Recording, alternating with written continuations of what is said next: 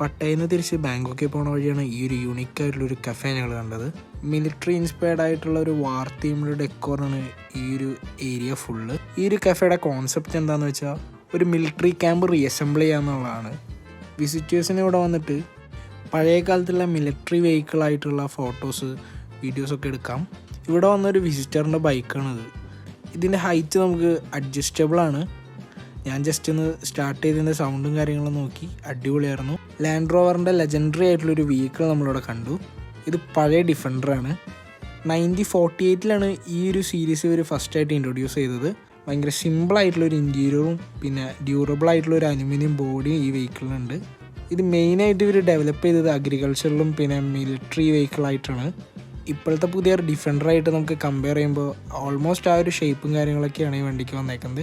നമുക്കിതിൻ്റെ പുറകിലായിട്ട് ലാൻഡ് റോവറിൻ്റെ ഒരു ബാഡ്ജിങ് കൂടി കാണാം. അപ്പോൾ ബാക്കി അടുത്ത വീഡിയോസിൽ